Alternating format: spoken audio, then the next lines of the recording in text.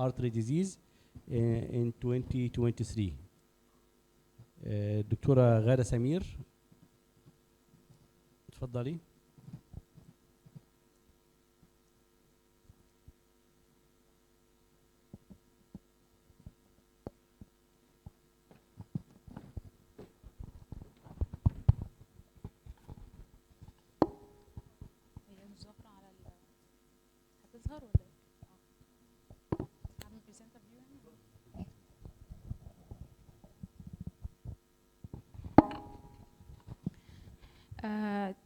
Today my presentation will be about multi-detector CT rule in CAD or coronary artery disease and what's new in 2023.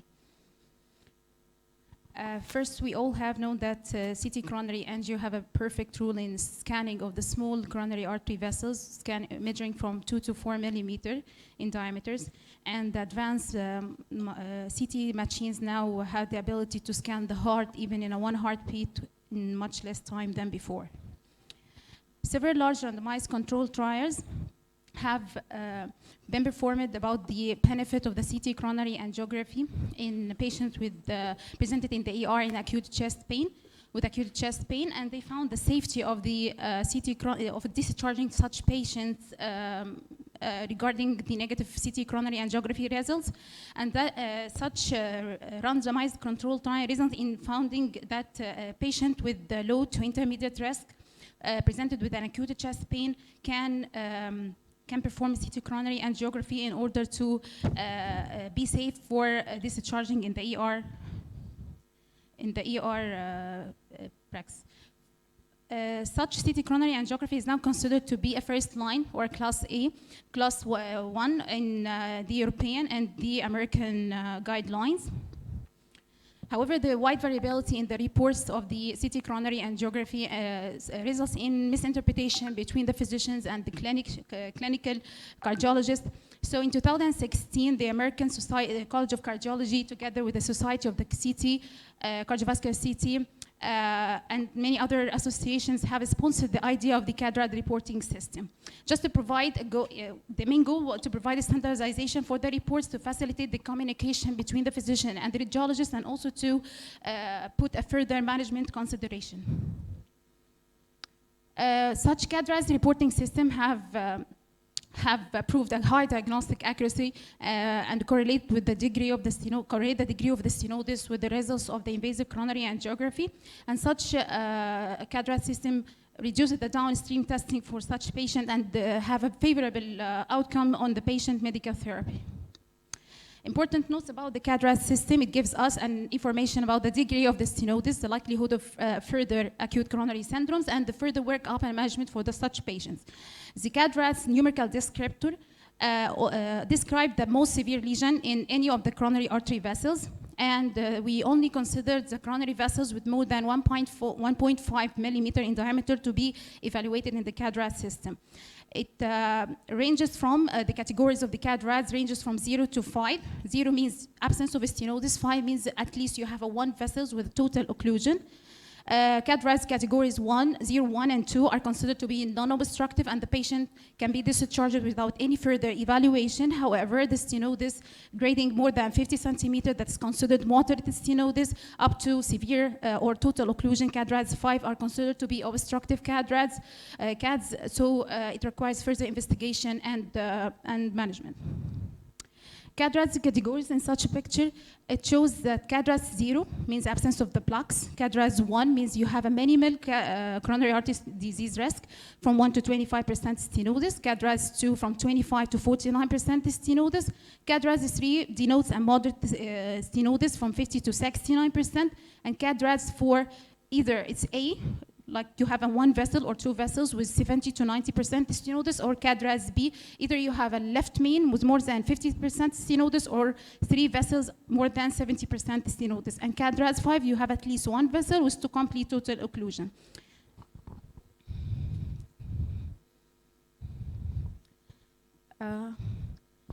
This image shows a LED with no stenosis, so it's classified as CAD-RADs 0. This patient with mid-LED, minimal stenosis.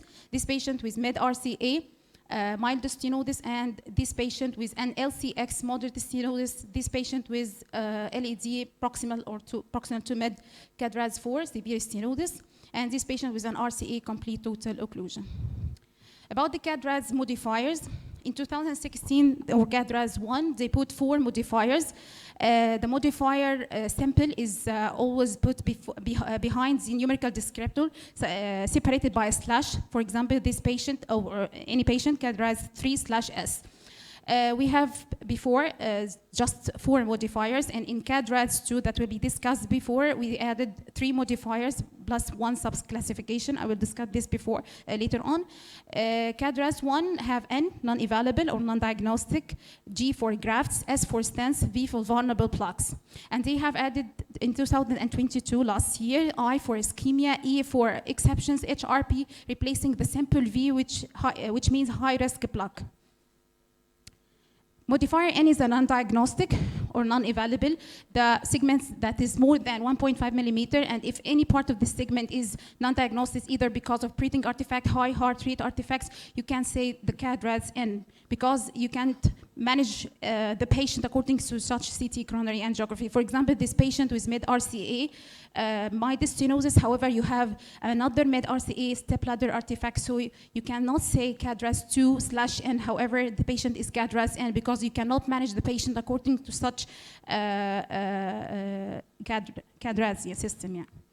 Modifier S means a stent, whatever the number or the location of the stent. The stent stenosis is evaluated like a native coronary vessel. Example, this patient have a patent stent with many stenosis, so classified as CAD-RAS 2/S. This patient with a stent in the proximal LAD with severe stenosis, so classified as CAD-RAS 4A/stent. Regards the modifier G, the multi-detector CT have the perfect ability to scan the whole graft from the ostium, the whole body, the distal stenosis, and it is involved in the CAD-RAS system. Also, this patient with an SVG PDA stent, patent stent. The complications are also can be scanned in the CT.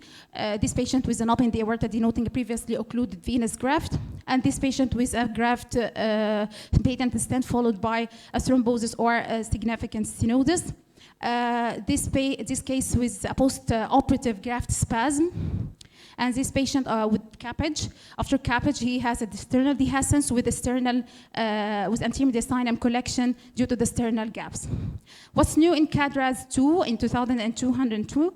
They added what's called the B classification, or the overplaque burden classification. They have B1 classified as B1, 2, 3, and 4, from mild to extensive and severe. You can use, according to your local institute, any method to put the classification of the P or the plaque burden, either according to the CASM score, to your visual estimation. Even there is certain softwares that quantify the plaque burden, or even what's called segmental involvement score.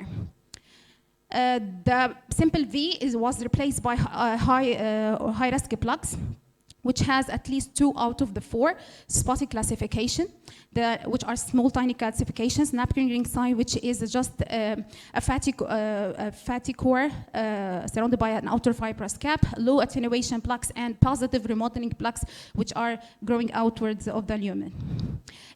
Modifier E means exceptions. You have chest pain due to either of anomalous origin of the coronary between the aorta and the pulmonary, dissections, the coronary aneurysm, like this case of Kawasaki, or vasculitis, and coronary artery fistula.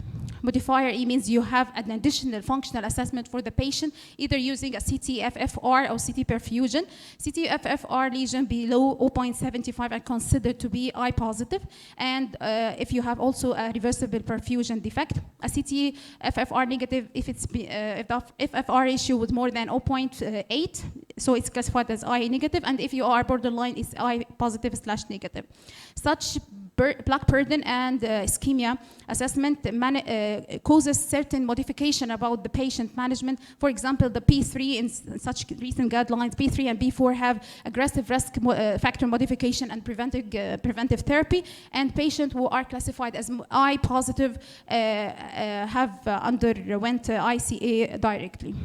A short notice about the CT-FFR, as I have said in the last lecture, it's just to give a physiological impact on the stenosis, patient with moderate classification and patient with the severe classifications 4A, and even in the patient with CAD-RAS2 that is present in the proximal vessels with high risk plaque or more than 40% stenosis, you can go for CT-FFR. It gives a physiological impact on the hemodynamic significance of the stenosis below 0.8, and it resembles the FFR underwent by the invasive coronary angiography. So take home messages. The CT coronary angiography is considered the first class test now in acute and chronic coronary syndromes. The CAD-RAS system for more standardization of the reports and easier communication and management. CAD-RAS1 has 4 modifiers, and now recently CAD-RAS2 has 6 modifiers, and CT-FFR is a novel technique in assessing the patient physiological impact of the stenosis. Thank you. Thank you very much, Dr. Ghada. For sake of time, we will delay questions at the end of the session. I just took the microphone to welcome Dr. Wahid Tantawi, who just joined us, and Dr.